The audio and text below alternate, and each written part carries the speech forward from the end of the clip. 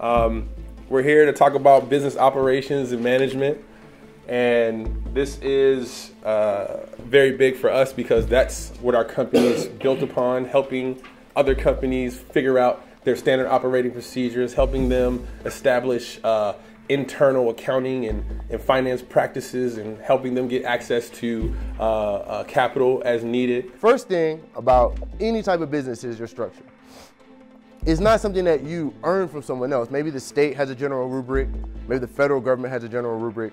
There's an internal structure, there's a mandatory state structure, but one of the big things important about understanding that structure is being able to speak towards it. Billing and coding is a big thing. When we talk about the advancement of this industry, one of the big things that you guys saw was a lot of service to disadvantaged groups, and a lot of things you heard other individuals speak up to today was serving disadvantaged groups.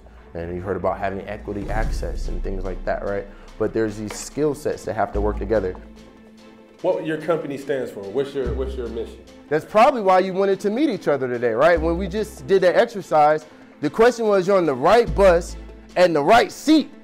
The exercise of documenting your mission statement and living and breathing and helping other people understand your philosophy is important. Document your mission statement and make it real, make it authentic. Goals are your destination. That's where you want to end up. I have a problem with thinking too big. I break down all of the big, airy concepts into goals.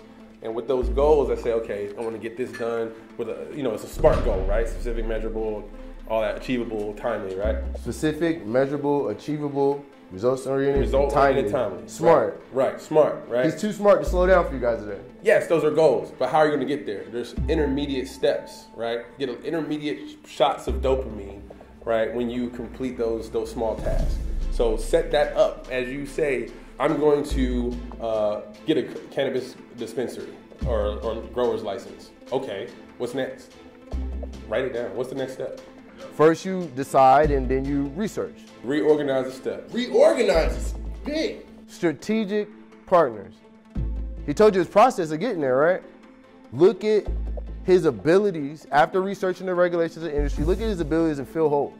The philosophy that you establish sets the brand, sets the authenticity to the people that are in your consumer base, right? So they want to know that your philosophy is to benefit and support them, not just to benefit yourself. This business is no different than any other business, except this business is at the top of stringencies and regulations of what other businesses were, and in fact, it's still federally illegal.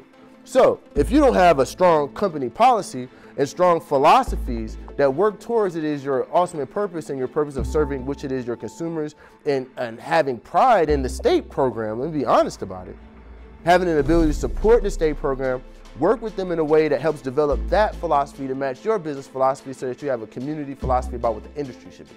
Let me bring everyone to the middle, right? Realistic is the middle.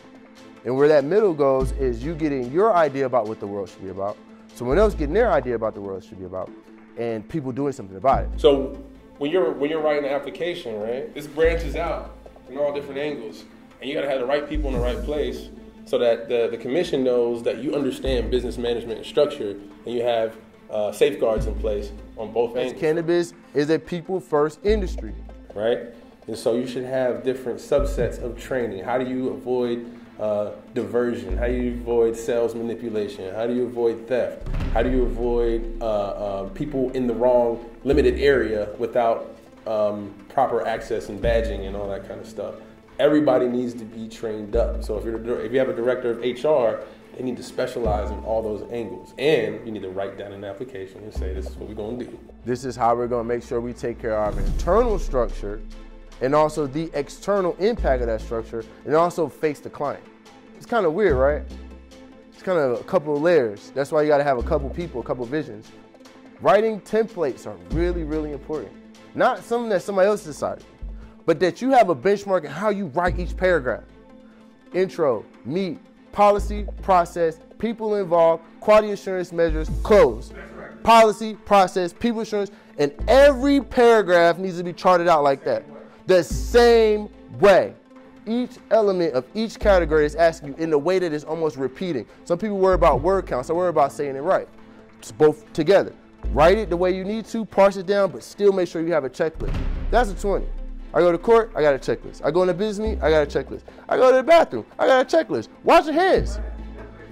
You go to the bathroom, you have a checklist. This is funny, right? I'm really like this funny guy who makes all these jokes, except if you don't put in your application that we have a policy on how people go to the bathroom, it's not that funny.